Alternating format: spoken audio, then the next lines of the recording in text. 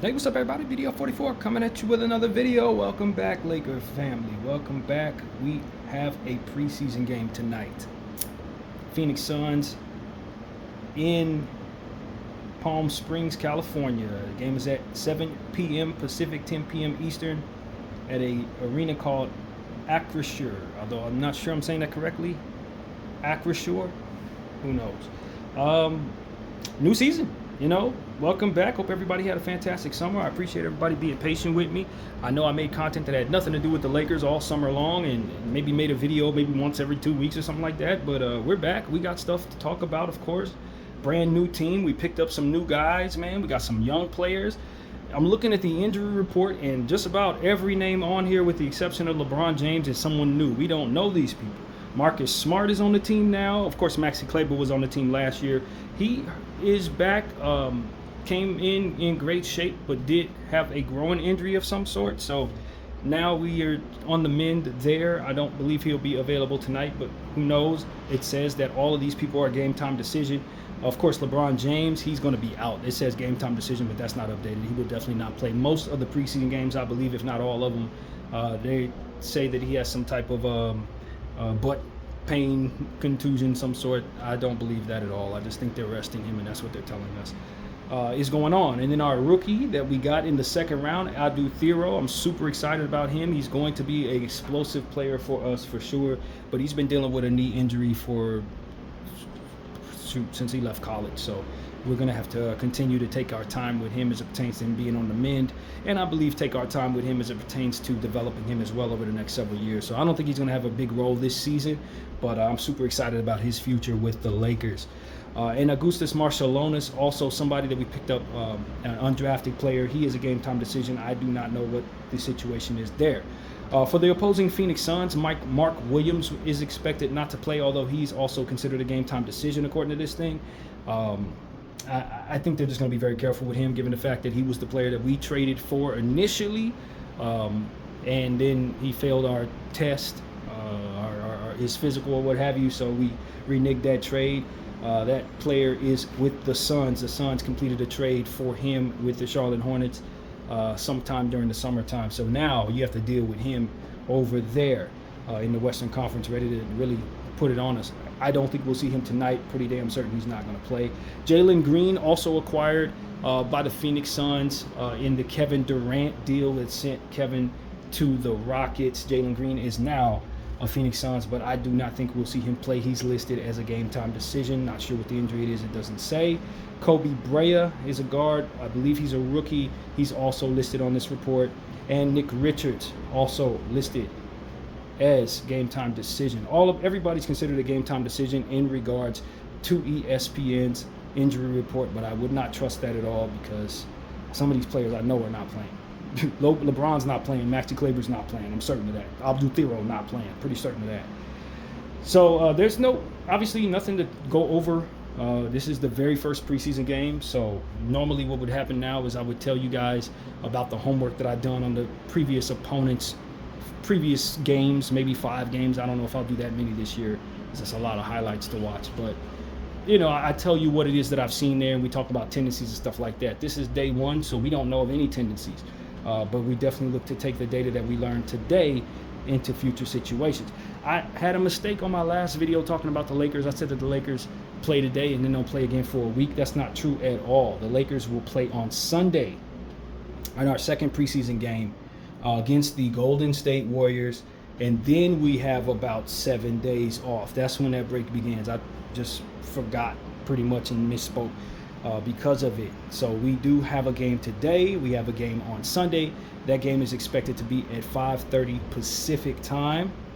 And then we'll see the Golden State Warriors again 7 days after that, the next Sunday at 6:30. So that's how that goes. And then we end up seeing these Phoenix Suns again the following Tuesday on the 14th. So Dallas will be on the 15th. There's a back-to-back there. After we see Phoenix that second time, the very next night, we will be playing Anthony Davis and those guys. I don't know how many of them are going to play. Who knows? It's preseason. But we definitely will see Cooper Flag, and that whole situation will be, I believe, a Laker home game. And then following, to wrap up our preseason, will be a game against the Sacramento Kings Also, with us being a home team there on the 17th, which is a Friday at 7:30 Pacific. The Dallas game would be at 7:30 Pacific as well.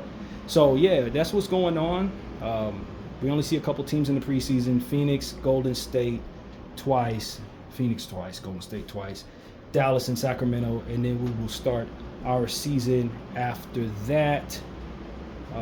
Give me just a second, and I'll tell you exactly who that would be. We would see the Golden State Warriors, I believe that is is that right? Back-to-back Golden State games on the 21st. On the 21st. Is that right? I don't think I'm looking at that correctly. No, that's not right. We see Sacramento, of course, as I just said. All right. My memory's terrible, as you guys know. But we would be seeing the Golden State Warriors for the third time in 2 weeks to start the season.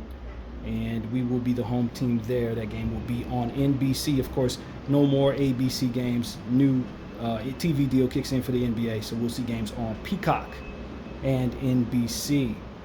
So, yeah, everybody prepare themselves for an entirely different setup for the NBA. And our Lakers are included in that, of course, because we have 1 million nationally televised games this season as usual, because the NBA cannot do their nationally televised thing without having us involved in it. They know that. We know that. It is what it is. We are the center of the NBA. Sorry, rest of the league. You guys matter less than us, period. It is what it is. So as we go forward, of course, we don't really know our team at all.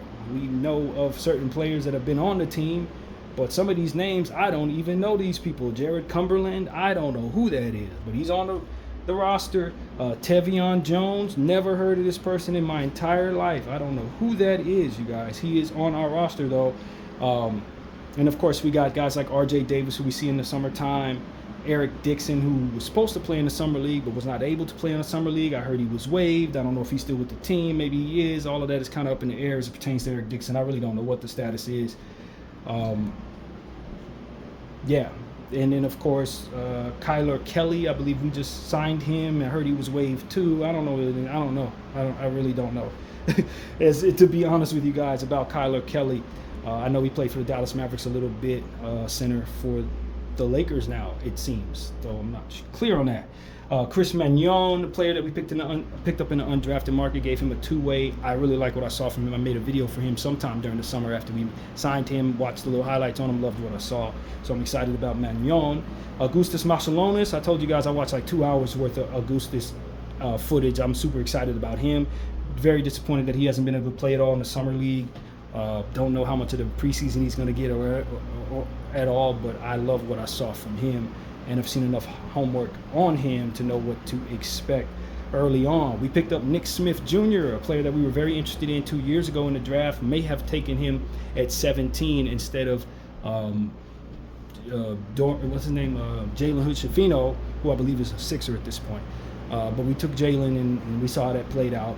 Nick Smith was waived very recently from the Charlotte Hornets, and we were able to pick him up just a week ago. So we're super excited about Nick Smith and him getting a chance to get started with his Laker career. And of course, I mentioned Adu Thero. Those are the young players that you likely have never heard of. And we got some new guys on this team as well that have been around the league but not on our team. DeAndre Ayton is now a Los Angeles Laker. Of course, this is the player who was the first pick in the draft the year that Luka was drafted, and played some good seasons with the Suns. Later moved on to the Portland Trail Blazers, where he was bought out this past July, I believe it was, June, somewhere in the summer. And then we signed him to a pretty good deal, a good affordable deal for our team. I think it's a 2-year deal. So DeAndre Ayton is our starting center. We had issues with the center position last year like crazy. It is fantastic to have DeAndre Ayton on the squad. Welcome to the squad, DA. Also, of course, we have a guy by the name of Jake LaRavia who signed with the Lakers this offseason. 6'7" forward, 23 years of age. He played some good years with the Memphis Grizzlies before going to Sacramento last. And everybody's been happy with him and everywhere he's gone. I expect he will be an intricate piece to our bench going forward as he continues to progress as a good role-playing pro. So I really like Jake LaRavia. He's listed as a potential starter on this roster. We'll see. He's getting rave reviews from some preseason. What is it? What do they call that? he's been getting rave reviews at the beginning of this process. So that's essentially what it is. I can't think of what they call that. What do they call it? Summer league, preseason, training camp. That's the words I'm looking for. Training camp. He's getting great reviews from training camp. Marcus Smart. Of course, we know Marcus Smart, Defensive Player of the Year, ex-op with the Celtics for many years.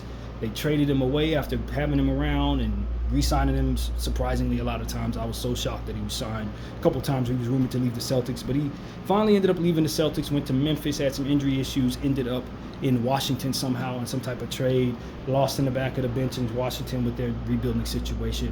Finally finds himself in a situation where he once again gets to play for a storied franchise with championship aspirations for which he belongs. So we're very happy to have Marcus Smart, number 36, play some point guard for us. Obviously a great defender, one of the only guards to win Defensive Player of the Year in the modern era. We are excited about Marcus Smart being able to rekindle the fire from his very, very accomplished career. And I think he's going to help us. I know he's listed also as somebody who's dealing with some type of ailment, although he's not on the injury report right now, so hopefully that means he'll be available tonight. But if he doesn't play, I would not be surprised. And that's really there. And that's pretty much it. Everybody else on this team, I don't think I overlooked anybody. We're here last year. Gabe Vincent, Jared Vanderbilt, Austin Reeves, Dalton Knecht, LeBron James, Bronny James, Jackson Hayes, Rui Hachimura, and that's where we're at. So a good portion of our roster is still back from last year. Of course, Luka the Don. How could I forget Luka the Don? We're so happy. We signed a super extension with him for 4 years, and he's committed to being a Laker. We're super excited about our future now that number 77 is in place. He's lost weight, listed at 230 pounds right now, so we're thrilled about what he's done with his body, reinventing himself, and we cannot wait to see him tonight against one of his favorite opponents, Devin Booker and the Phoenix Suns. He has spent an entire career torching them. We all know the meme where he's looking up at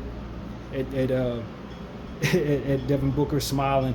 We'll get to see a little bit of that tonight against the Suns. So, yeah, man, we're excited to see what type of roles our players now have, given the fact that this is a new year. We got different pieces, so we should change some roles around, especially with the presence of DeAndre Ayton. It may not be as necessary for people to play out of position as much as maybe in previous years. Bringing in a guy like Jake LaRavia also slots people into their proper spots. Making Marcus Smart a part of our roster helps with some of the defensive responsibilities of guys like Austin Reeves. So Jared Vanderbilt being 100% healthy, getting a full training camp for the first time in 2 years is really big. What does that look like for this roster with new pieces? Dalton Knecht, how is he going to play after struggling through his rookie season, getting traded, of course, in the Mark Williams trade, and then being brought back, and then having an awful summer league? He was horrible in summer league. So hopefully he will start his preseason off the right way, and I'm pretty sure he'll get plenty of minutes to do so. Of course, we're bringing back J.J. Redick, and we signed him to a secret extension. I don't know what the terms of his extension are, but we have him going forward for the next several years. We're very excited about JJ. Had some criticism about how we handled the playoffs, but ultimately thought his regular season was a very good one to start his coaching career. And going forward with him, I have a lot of confidence that he's going to make up for the mistakes that we saw in the playoffs. And we have a better roster from which to work with as well, which I'm very excited about. So, yeah, man, this is a good season ahead. I got good vibes about this season. Of course, health will determine a lot, but I think we have a deeper team. We have a more complete roster as it pertains to the different tools that you want to see on a basketball floor to run your stuff in this league. And we got a better in shape Luka the Don. I think all the guys have been working out. Maxi Kleber's known for the kind of reinventing of his body this season, putting muscle on. Austin Reeves, from what I understand, has put on muscle. Jackson Hayes has gained like 20 pounds. He looks noticeably different. So guys like Rui Hachimura came in shape, and I think there's been an emphasis from what I've been listening to the Lakers being in championship shape. They're running more to start their training camp. They're doing a lot more conditioning stuff, and guys are just really taking their body serious from man to man on this roster. So I think we're going to be a faster team this year, potentially better conditioned roster all the way around. and I'm very excited about the influx of youth that we've brought to our team, the influx of tools, defensive players, centers specifically, that kind of thing. And I think we're going to be a playoff team for certain. Maybe even a contender depending on how things shake out. Of course, it's the Western Conference, so you would expect all the best teams are going to be out west. If you can find yourself in the top 9-10 teams, then you probably feel great about yourself. And I don't think it's going to be that much of a difference in the record between, say, the 2 seed and the 8 seed. I think it's going to be the same as it's been the last couple of years. You're just happy to be in that mix.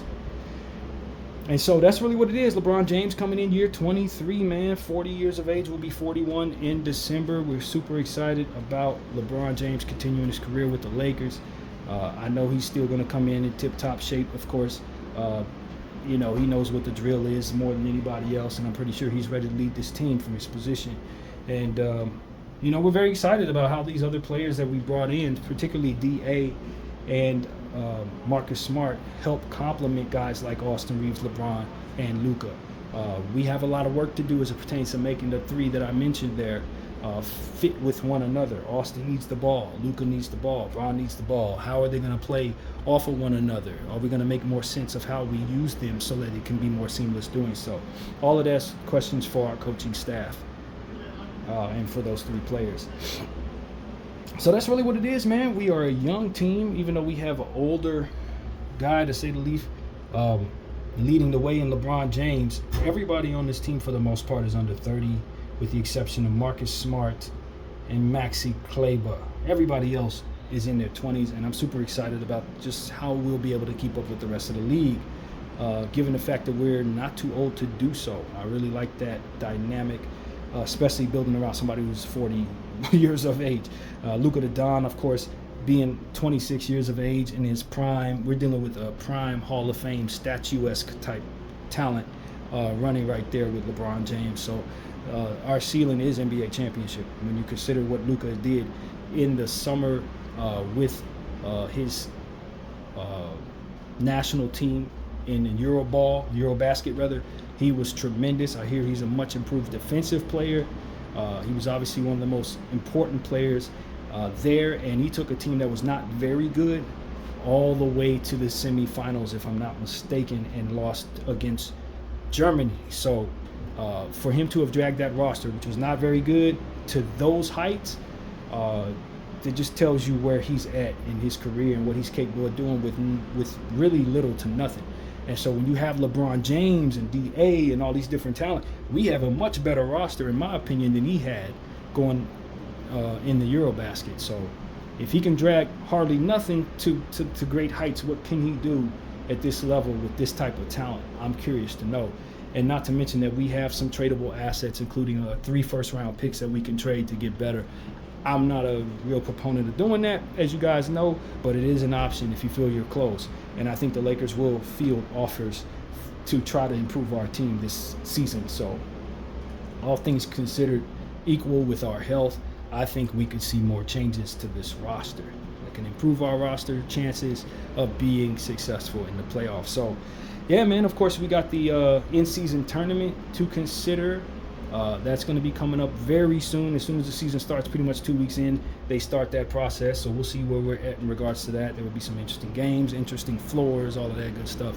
We will be ready to follow the entire season this year, as we always are.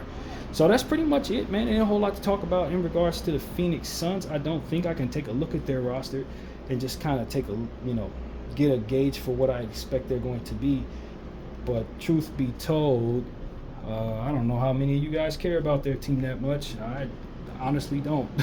But we'll talk about what they have here. They got Grayson Allen, Devin Booker, Kobe Brea, Dylan Brooks was also in the Kevin Durant trade. He is now going to be carrying his antics into the Valley of the Sun. Ryan Dunn, a fantastic defensive player. Got to pay attention to him. Jordan Goodwin, a guy that we really liked from our team last year, has returned to the Phoenix Suns for his second stint there. So pay attention to him, as he's going to want to make a name for himself. Kamen Malawat, a very high-level center. They picked with the 10th pick overall, also a draft pick that came in the Kevin Durant trade. 7'2" center, 19 years old. He is often compared to Mark Williams as it pertains to their body and length. So the fact that they have both of them there in Phoenix, I think, is a game changer for their roster. It significantly raises their ceiling, in my opinion. Of course, we mentioned Jalen Green's there. Of course, Devin Booker's still in place. Having said, last year was the most difficult season of his career. In fact, the last 2 seasons were the most difficult of his career. If the Phoenix Suns have another bad season, I would not be surprised to see him move on from there for the very first time. I just wonder how that's going to go. They got another guy by the name of Rasheer Fleming in the draft, a nice player that can play some defense, had a very high three-point shooting percentage. I did a little homework on him, as of course I do with all draft picks. And I think that Rasheer Fleming could be a nice player for them. So they have a nice set of young players to surround Devin Booker with. I don't think this is a very great team, but I think the upside is pretty damn high. Grayson Allen's still in place. As we mentioned, Kobe Brea, the rookie that they got there, got a guy by the name of Jared Butler. I believe he played with the Philadelphia 76ers last year. He's pretty good. So they got some nice young players. Also, Iguodala, a nice rookie from last year, coming back in his sophomore season.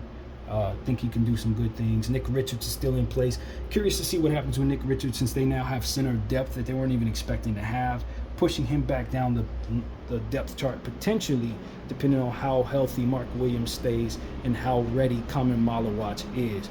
So it's going to be interesting to see if they keep him on the roster going forward. So this is a Phoenix team that I think is a bit more balanced than it's been in the last several years. I don't know that they're more talented, but they should be able to allow for a bit more continuity as it pertains to from player to player, with them being able to slip into their proper positions and things of that nature. No Kevin Durant, he's now in Houston. No Bradley Beal, he is now a part of the old man Clipper team. And so it's a new day. Bigger roles for Grayson Allen, bigger roles for just about everybody on this roster that I've mentioned. Also, Iguodala, those guys are going to have to take on bigger roles. Rasheer Fleming, rookies, will take on big roles. And we're going to see a lot of those guys tonight. This is a young team. This is a very young team.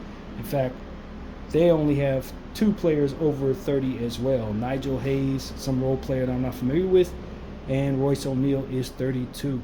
Believe it or not, Devin Booker is still under 30 in his prime. He needs to be winning, Phoenix. He needs to be winning. And so, of course, they move forward with the new era. Why do they not have this young fella listed? Jalen Green is not listed on the roster. Odd. Obviously, he's on the team, but either I'm overlooking his name or it's not here. There it is. Jalen Green, number 4, 23 years old. We know what type of athlete he can be. We also know what type of chucker he can be. I don't know how well he fits with Devin Booker. I don't think that's why he's there. I think they got him there as a piece potentially to trade going forward, or insurance for Devin Booker in case they trade him. So it's going to be interesting to see what happens there. I don't see, in my mind's eye, him and Devin Booker necessarily meshing very well. So take that for what it's worth. I think that's going to be very interesting to see if Jalen Green's inefficiency shooting the ball continues to be a problem in his career as it was with the Houston Rockets. So, but his development is still underway. He's still a young player, and I think his ceiling is still very high, extremely high, actually. So I expect the best is yet to come from that young fella. I just don't know that they're going to be able to display him to that best with Phoenix. But I could be wrong. So that's really what it is, man. Grayson Allen, Dillon Brooks on the same team throughout the course of the season. I want people to understand they're going to be a bit of a terror, man. That's an underrated dynamic there. When you have those 2 players and their history and what they tend to do on the same team, I expect fights. I expect dirty plays. I expect antics. I expect technicals. So the Phoenix Suns are going to be a wild card team to pay attention to from that perspective, because when you talk about some of the personalities on this roster, they could end up imploding as it pertains to their locker room, and they could also potentially end up being disruptors for other teams. So if you got a hothead on your team and you're going up against the Phoenix Suns, if you're a coach, I would tell you circle those names, because those dudes are known for being a headache and pulling all types of antics that are not really that great to go up against. So Grayson Allen, Dillon Brooks, that's going to be the theme all year long. Keep an eye open for those 2. Do not let your guard down around either one of them. So that's pretty much my take on this team. It's the preseason, so I'd expect we'll see a lot of also Iguodala, Kamen Malawach, um, if Malawach plays, Kobe Brea, Jared Butler, Damian Ba. I expect to see young people tonight. I don't expect to see too much Devin Booker. I don't think Jalen Green may even play tonight. C.J. Hunley. I expect to see people that we're not really familiar with. Royce O'Neal is also on this roster, as I may have mentioned, at 32 years of age. He's a nice defender, three-point shooter. I don't know what he has left in the tank necessarily, but he is on this roster. Somebody needs to be considered as a player who can do some good things for their squad. So, yeah, man, they have a lot of work to do. Try to, of course, fix their roster and make it so that they keep around who they need to keep around and make some cuts. So I think tonight is going to be the battle of the young guys on both sides. We're going to see a lot of our young guys, a lot of their young guys, nasty basketball in the preseason, of course, lots of turnovers, lots of brick shots, some poor defensive play. You're going to see a lot of that. It's the preseason. And so don't be upset if you don't see big names. It's not really about that. It's about seeing who you're going to cut, which one of these guys can make the roster, and who's going to the G League. So that's really what it's about, man. It's preseason basketball. We're finally back. It's been a nice summer for myself. Hopefully you all had a nice one as well. And now we're underway, getting ready for the next NBA season. So I will see you guys, of course, after this basketball game tonight. We'll talk about whatever we see there, go over the numbers a little bit, and get ready for Sunday after that against the Golden State Warriors. So that's pretty much what I got to say. My name is BDL44. I thank y'all for watching.